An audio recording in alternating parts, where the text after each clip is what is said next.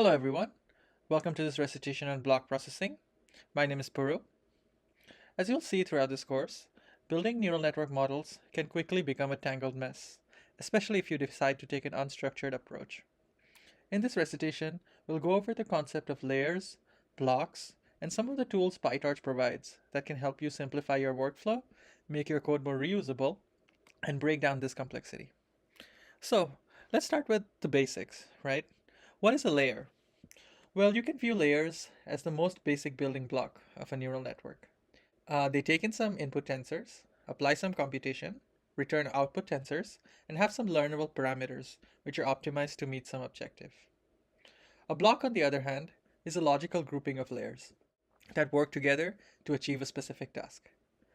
They can represent a single layer, a set of layers, or the entire model. Now, these blocks can be combined recursively into larger, more complex structures. So, why do you do this?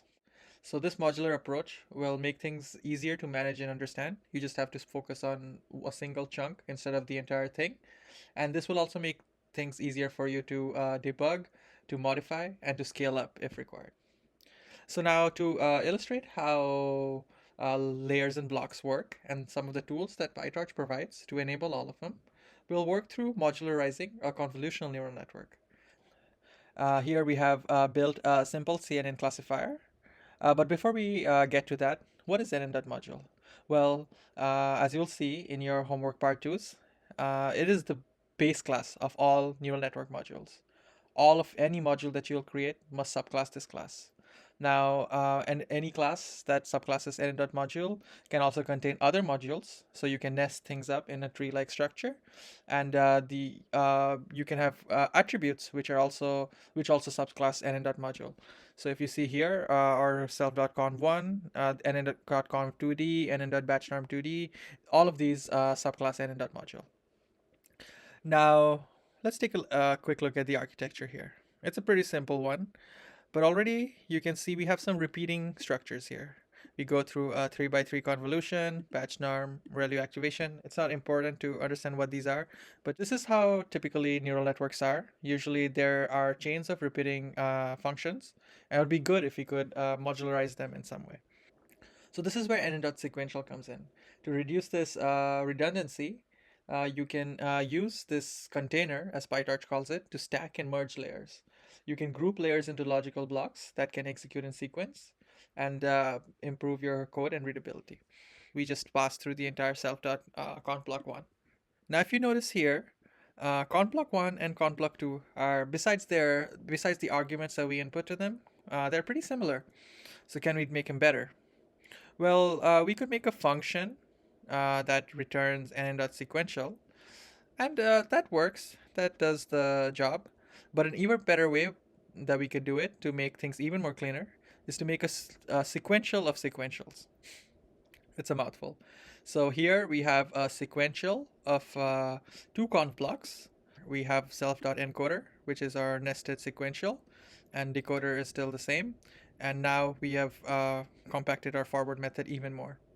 But now say, what if we wanted like 16 layers or 4 layers? Well, we could hard code things. We could hard code 4 of these conv blocks.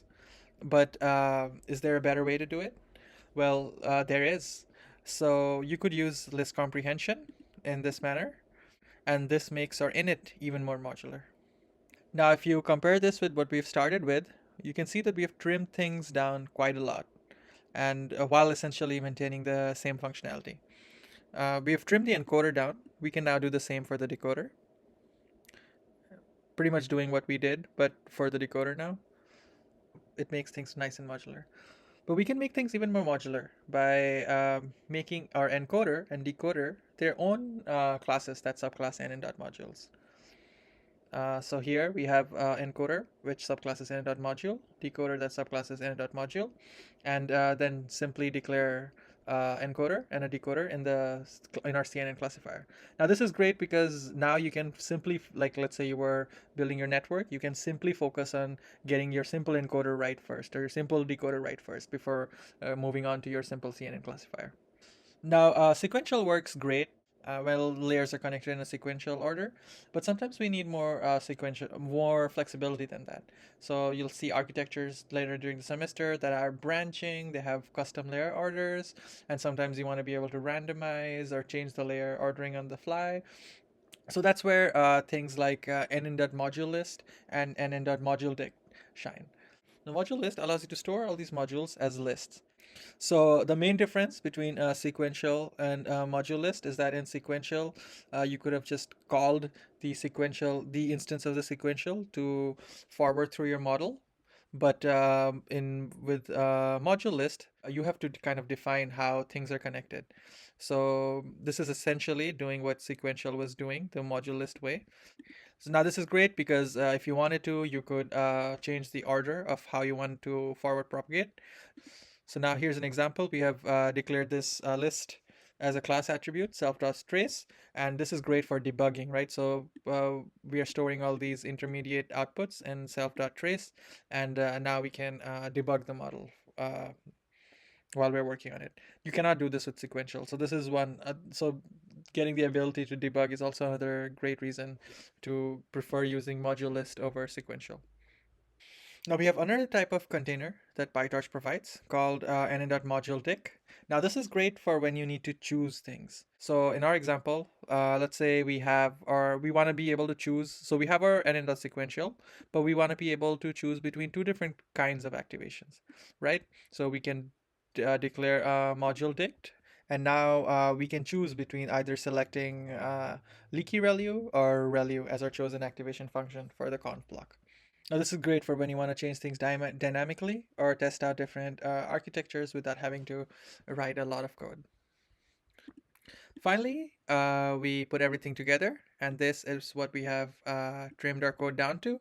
This is the same CNN classifier, but just represented more modularly. Also, this also gives you the ability to use my decoder, my encoder, all of these other things that you've created in any other architecture that you'd like. So just to summarize, we have gone over what layers are and blocks are, and we have gone over some of the containers or some of the tools, the data structures that PyTorch provides to help realize them.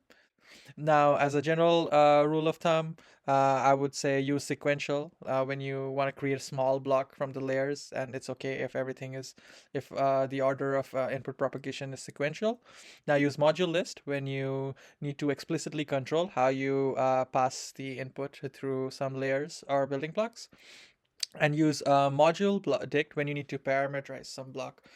For example, you want to be able to test out different activation functions or different orientations of the same block and different arrangements of the same block. That's where module dict shines. You can look at the official PyTorch documentation for more information. Thank you so much for listening to me, and best of luck for the upcoming semester.